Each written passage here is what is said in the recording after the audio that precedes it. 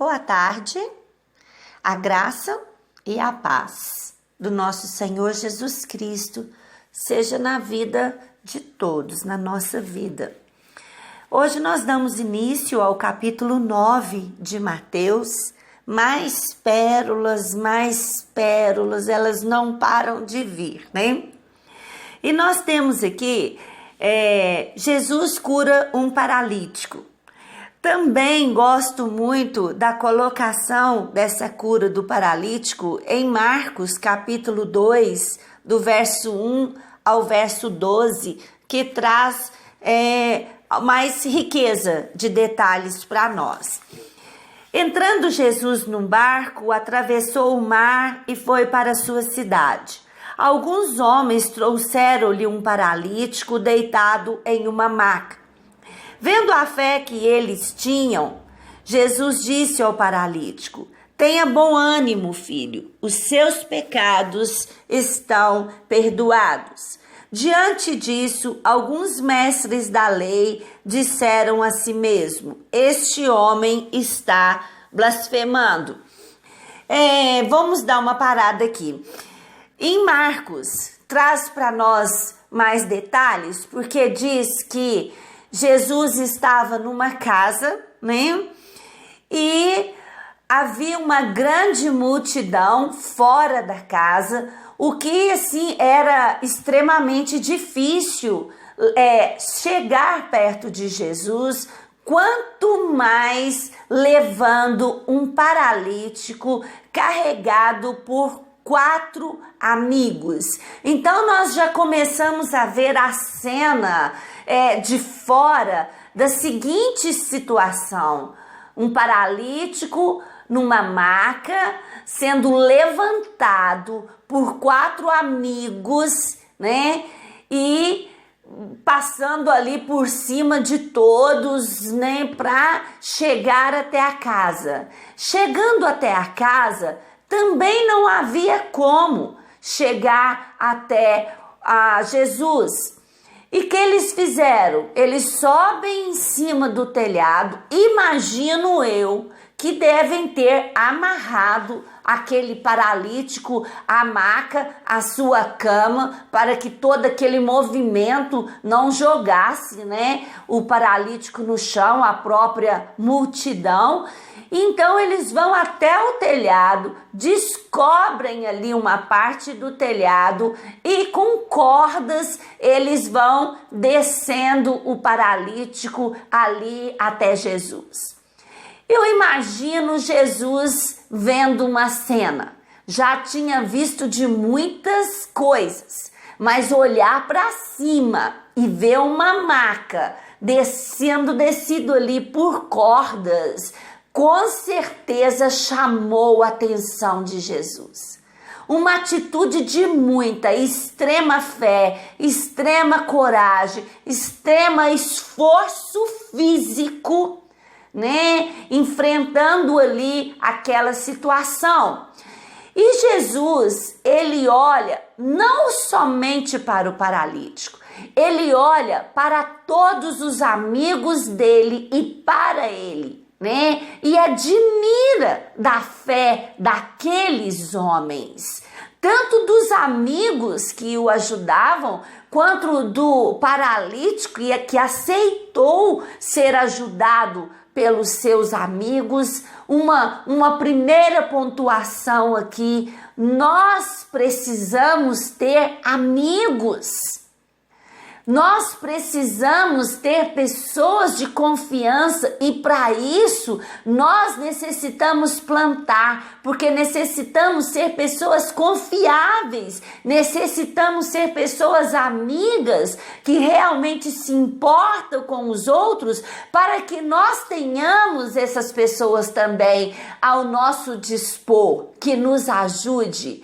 E chegando até Jesus, aquela cena no mínimo curiosa, né? Jesus vira para aquele paralítico e diz para ele: olha, perdoado estão os teus pecados. É claro que eu lendo essa passagem, o paralítico ali iria perguntar: mas que isso? Os amigos dele Nós viemos trazer ele aqui com toda dificuldade para que ele fosse curado. E não preocupado e pensando em questão de perdão de pecados.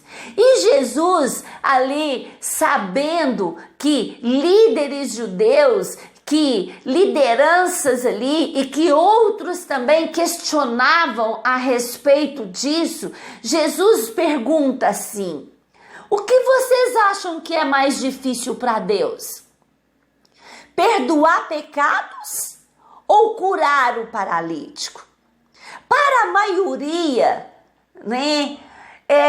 responderia assim: é claro que curar um paralítico, talvez um paralítico de nascença incurável, é mais difícil. Mas Jesus sabia muito bem o que era mais difícil.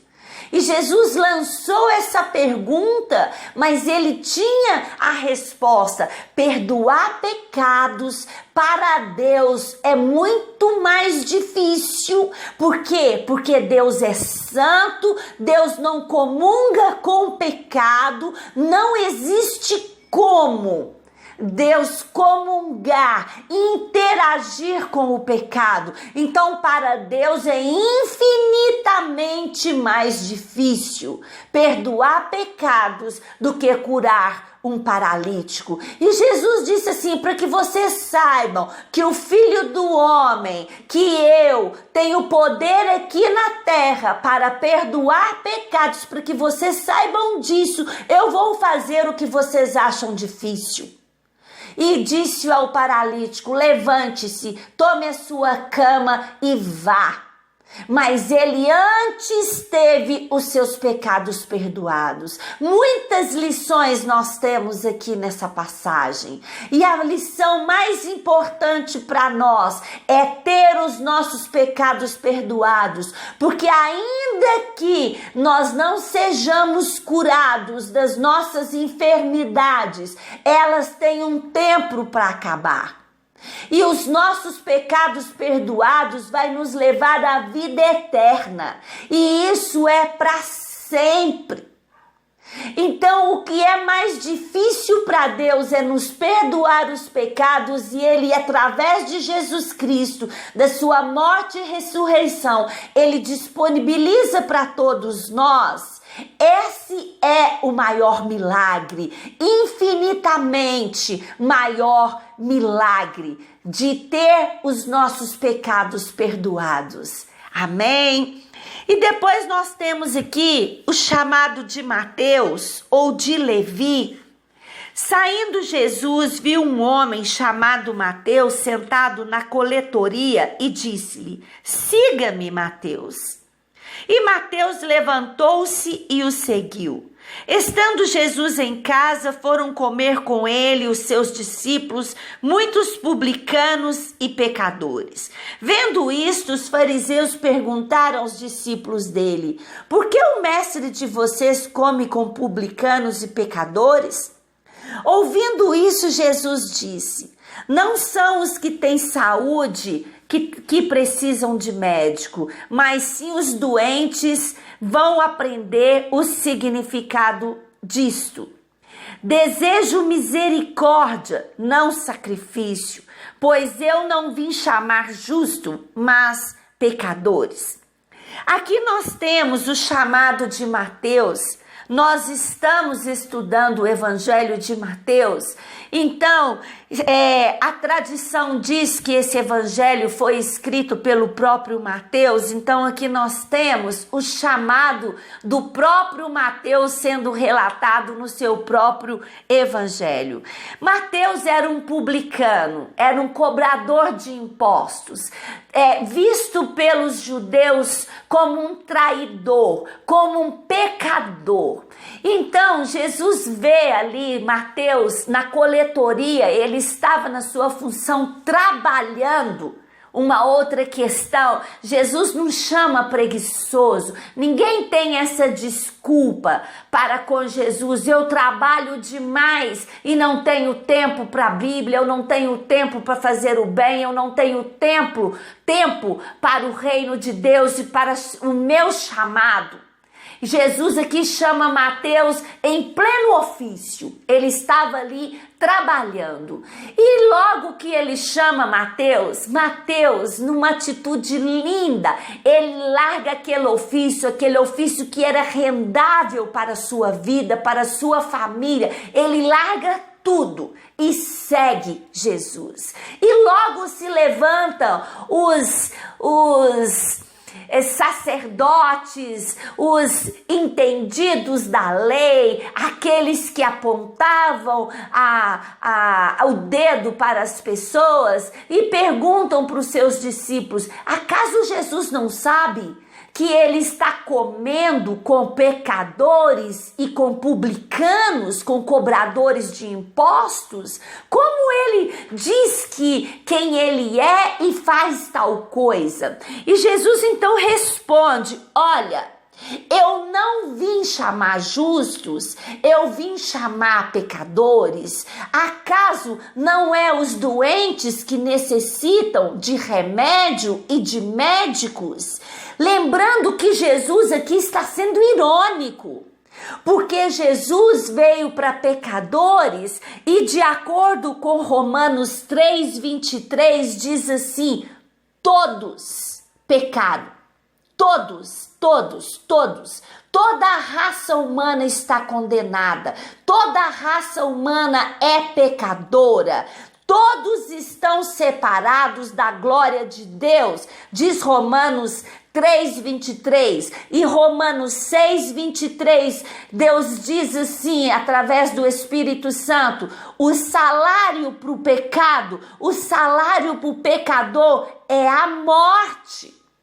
Então, se todos estão separados, se todos são pecadores, todos estão condenados à morte. E em Romanos 3:10 diz assim: olha, não há um justo, não há um justo sequer. Então nós entendemos que Jesus aqui está sendo irônico, porque Jesus veio para todos os pecadores, sejam eles mestres da lei, sejam eles pecadores em extremo grau que nós condenamos como pessoas que cometem pecados horríveis e outros pequenos. No nosso modo de ver, Jesus veio para todos.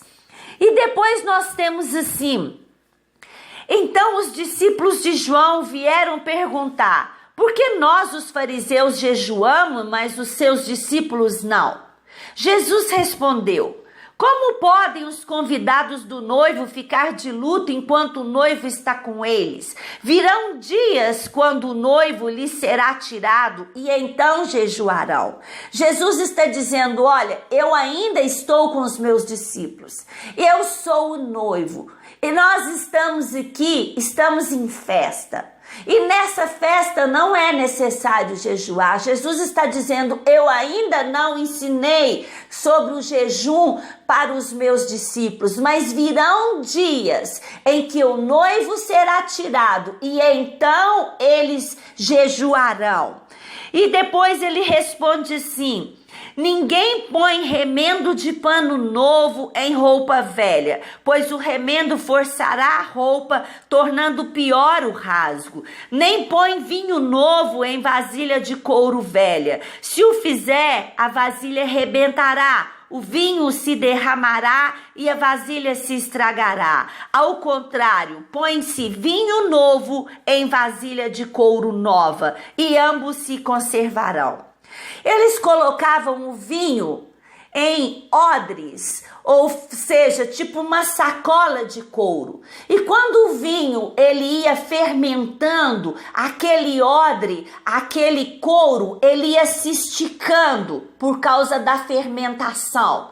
Quando ficava pronto, aquele odre, ele não servia mais para colocar o vinho novo, porque ele já havia se esticado.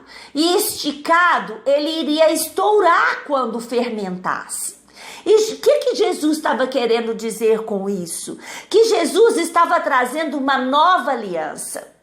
Que Jesus agora morrendo e ressuscitando, viria o novo, viria o Espírito Santo de Deus, e não caberia na doutrina antiga, não caberia no antigo homem. Aí nós vemos lá em João capítulo 3, quando Jesus diz: é necessário nascer de novo, é necessário se fazer nova criatura. Então, para aquele que nasceu de novo, para aquele que se tornou uma nova criatura, esse tem condição de ter o que é novo, de ter o Espírito Santo de Deus, a nova aliança. Então, esse vinho novo, essa novidade de vida, o reino de Deus que chega até nós, só pode comportar, só pode suportar